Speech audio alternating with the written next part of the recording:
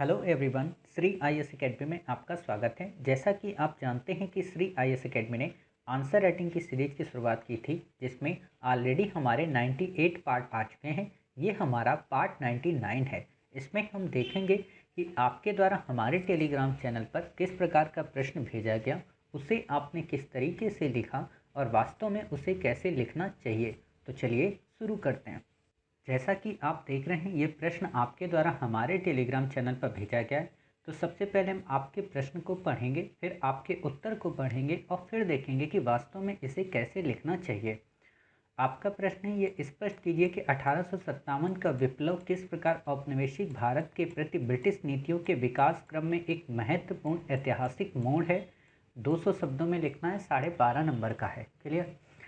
तो आपने लिखा है 1857 का विद्रोह भारतीय इतिहास का एक महत्वपूर्ण घटनाक्रम था। भविष्य में इस तरह के विद्रोह से बचने के लिए अंग्रेजों ने अपनी नीतियों व संरचना में व्यापक परिवर्तन किया। 1858 का कानून पारित कर शासन का अधिकार ईस्ट इंडिया कंपनी से लेकर ब्रिटिश सम्राट को दे दिया। अर्थात अब भारत का शासन ब्रिटिश सरकार के मंत्री, जिसे भारत मंत्री कहा जाता था, के पास रहता था। अब गवर्नर जनरल वायसराय कहा जाने लगा, जो सम्राट का प्रतिनिधि था। बॉम्बे, मद्रास व बंगाल की प्रेसिडेंसियों का प्रशासन अब सम्राट के द्वारा नियुक्त किए गए गवर्नर एवं उसके कार्यपालिका परिषद के माध्यम से संचालित होने लगा। भारतीय परिषद अधिनियम 1861 में पुनः वायसराय की परिषद का विस्तार किया गया, अर्थात इंपीरियल लेजिस्लेटिव परिषद का गठन हुआ।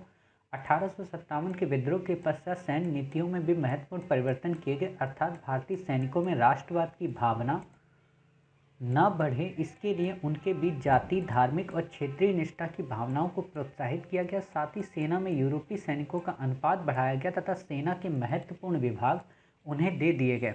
विद्रोह के बाद सरकार ने सामाजिक सुधारों की गतिविधियों से खुद को अलग कर लिया और भारत के धार्मिक मामलों में अहस्तक्षेप की नीति का अनुसरण किया। 1857 के विद्रोह में हिंदू मुस्लिम एकता स्पष्ट रूप से दिखाई दिया, जो ब्रिटिश सरकार के लिए खतरा था। इसके बाद अंग्रेजी सरकार ने फूट डालो व राज करो की नीति को अपनाया। असंतोष का एक मुख्य कारण डलहौजी द्वारा अपनाए गए हड़प नीति को माना गया, जिसे विद्रोह के बाद त्याग किया गया। हालांकि यदि गहराई से देखें तो नीतियों को तो इसमें भविष्य में होने वाले आंदोलन व जन जागरूकता तथा भारतीय को राष्ट्रीयता के ज्ञान के लिए अहम पड़ाव सिद्ध हुआ, क्योंकि धीरे धीरे सही कार्यकारी विधायिका और न्यायिक विभागों में भारतीयों की बढ़ोतरी हुई। भारत में अवसंरचना, रेलवे, डाक व संचार के विकास को बढ़ावा दिया गया, जिससे अप्रत्यक्ष रूप से ही भारत को राष्ट्र के रूप में पिरोने का कार्य प्रारंभ कर दिया। अतः ब्रिटिश सरकार के द्वारा अपनी नीतियों और प्रशासनिक सुधारों, सैन्य सुधारों से स्पष्ट होता है कि 1857 का विद्रोह ने भारत में अंग्रेजी साम्राज्य के अस्तित्व को ही खतरे में डाल दिया था। देखिए, आपने लिखा तो अच्छा है, लेकिन आप इन्हीं सारे पॉइंट को पॉइंट फॉर्म में कर सकते थे और आप अपने इस उत्तर को और बेहतर बना सकते थे। इसमें क्या है कि अभी आपका उत्तर खंडित नज़र आता है। आपने हर एक पॉइंट को अलग अलग बता दिया। क्लियर। जबकि आप इनको पॉइंट फॉर्म में बताते। कैसे बताना है वो अभी हम आपको बताएंगे।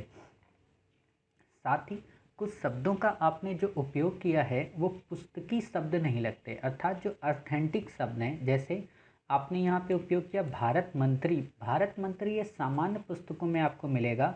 जो ऑथेंटिक पुस्तक हैं उसमें मिलता है भारत सचिव। तो भारत सचिव वर्ड का आप इस्तेमाल करें, नहीं तो इससे आपका उत्तर अजीब टाइप का लगता है। ठीक है। दूसरी बात है कि आपने इसमें ऊपर का पैरा तो लिखा और यहाँ पे आपने रिपीट कर दिया। 1857 का विद्रोह महत्वपूर्ण घटनाक्रम था। ऐसे वर्ड्स को आपको रिपीट नहीं करना है, समझ रहे हैं। तो इस रिपीटेशन से आप बचें। इसके अलावा आपने क्या किया है कि ये लाइन किस लिए छोड़ रहे हो, यहाँ पे इतना ये प्लेस क्यों छोड़ दे रहे हो, ये मुझे नहीं समझ में आ रहा। और यहाँ छोड़ रहे हो, यहाँ पे आप ये लाइन बढ़ा दे रहे हो। तो आप ये मत करो गलती। सबसे पहली बात, आप लाइन पहले खींचा करो। आप क्या कर रहे हो कि लाइन बाद में खींचते हो, आंसर पहले लिख लेते हो। पहले आप अपनी कॉपी में ऐसी रूलिंग बना लो। क्लियर। ताकि आपको बस इसी वर्ड के अंदर ही रहना है, इससे बाहर आपको नहीं जाना है। समझ गए। फिर आप क्या करोगे कि जब आपने ये सारी चीज़ें देख ली तो आप यहाँ पर जैसे, हाँ, ये जो आपने किया ना, यहाँ पे पैरा को जब चेंज करते हो तो पैरा लगे, आपने यहाँ से चेंज किया पैरा, तो यहीं से आपकी शुरुआत होनी चाहिए पैरा की। हालांकि यदि गहराई से देखें तो। क्लियर। और इसे थोड़ा और अच्छे से समायोजित करें। समझ गए। तो अब हम देख लेते हैं, हमने बता तो दिया कि हाँ इसे ऐसे करना चाहिए, करना कैसे चाहिए ये अब हम आपको बता रहे हैं। पहले हम प्रश्न को इनकोड करेंगे।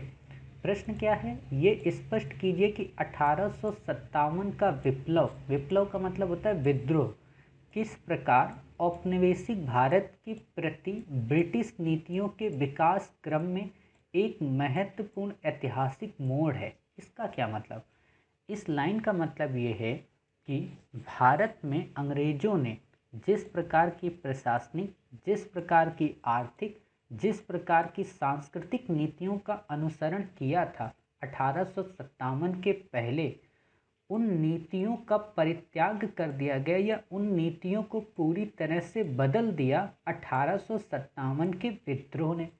समझ गए। अब यहाँ पे क्या हुआ कि आपके इस प्रश्न में दो दिशाएं निकल कर आ गई कि 1857 के पहले की वो नीतियाँ कौन सी थीं और 1857 के बाद की नीतियाँ क्या हो गई। क्लियर। और जब आप ये बताते हो कि 1857 के पहले अंग्रेजों की क्या नीतियां थी, जिसमें आप ये बता सकते हो कि उन्होंने किस प्रकार साम्राज्य विजय की नीति अपनाई, अर्थात घेरे की नीति, सहायक संधि, विलय की नीति, व्यपगत की नीति के माध्यम से कई सारी रियासतों को अपने में सम्मिलित किया, किस तरीके से उन्होंने सामाजिक सुधार के अधिनियमों को बनाकर सामाजिक रोष को उत्पन्न किया, किस तरीके से उन्होंने व्यापार वाणिज्य को बढ़ाकर भारतीय कुटीर उद्योगों का नाश किया, किस प्रकार उन्होंने अलग अलग कह सकते कि डेवलपमेंट के कार्यों को प्रमोट करके भारतीयता को औपनिवेशिक शोषण की एक प्रमुख दिशा बना ली, किस प्रकार भारतीयों के धर्म के प्रति काफ़ी बेरुखा रुख अपनाया। अर्थात इन सब ने किस तरीके से जो आगे चल रही थी उनको 1857 के विद्रोह ने अटैक करके इन नीतियों के दिशा को डाइवर्ट कर दिया। क्लियर। और जब दिशा को डाइवर्ट कर दिया तो डाइवर्ट करने पे क्या हुआ कि जो विलय और व्यपगत की नीतियां अपनाई जा रही थी अब उसे छोड़ दिया गया, जो धार्मिक कार्यों में हस्तक्षेप किया जा रहा था, सामाजिक सुधार किए जा रहे थे, उन्हें रोक दिया गया। जो उस समय जो उस समय इकोनॉमी को बूस्ट किया जा रहा था और इकोनॉमी के अंतर्गत भारतीयों का शोषण बढ़ाया जा रहा था, उस शोषण के स्वरूप को बदल दिया। अर्थात आप पढ़ते हो ना कि भारत में जो इकोनॉमी के जो चरण थे उनमें आप देखते हो कि 1757 से लेके 1858 तक की पॉलिसी अलग थी, 1858 के बाद बदल जाती है, यानी कि 1858 के बाद वित्तीय पूंजीवाद आता है और उसके पहले फ्री ट्रेड की पॉलिसी होती है, उसके पहले क्या होता है, वाणिज्यिक चरण होता है। तो ये दोनों कैसे बदल जाते हैं आप ये बताओगे। समझ गए।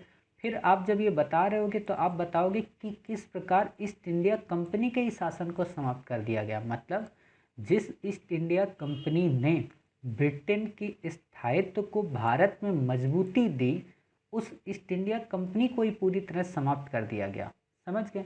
अब जब ये आपने बता दिए 4 से 5 पॉइंट, और आप क्या कर सकते हो कि आप शुरू में यहाँ पे लगभग 5 से 6 लाइनों में ऊपर की यहाँ पे ये बता दो कि 1857 के पहले की नीतियाँ क्या हैं। अब आप में से कई सारे लोगों को लग रहा होगा कि सर 6 लाइन में कैसे बता देंगे, तो आप ऐसे बताओगे कि 1857 का विद्रोह प्रथम राष्ट्रीय स्वतंत्रता संग्राम था, जिसने अंग्रेजों की पूर्व से चली आ रही नीतियों, सहायक संधि, घेरे की नीति, सहायक संधि, विलय की नीति और व्यपगत की नीति को परिवर्तित कर, मतलब आप ये लिख सकते हो ब्रैकेट में, फिर आप लिख सकते हो, इसको ऐसे लिखो आप क्योंकि वर्ड को आपको बचाना है ना, तो आप ऐसे लिखो कि 1857 का विद्रोह प्रथम स्वाधीनता संग्राम विद्रोह था, ठीक है, जिसने अंग्रेजों की चली आ रही कई सारी राजनीतिक नीतियों, अब राजनीतिक नीतियाँ लिखा, ब्रैकेट में डाल दो घेरे की नीति, सहायक संधि, व्यपगत और विलय की, ब्रैकेट बंद। क्लियर।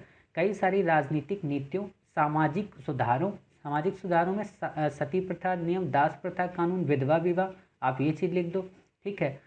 सामाजिक सुधारों, साथ ही सांस्कृतिक कार्यक्रमों की नीतियों को, चली आ रही जो नीतियाँ उनको परिवर्तित कर, इसको ऐसे नहीं लिखना है।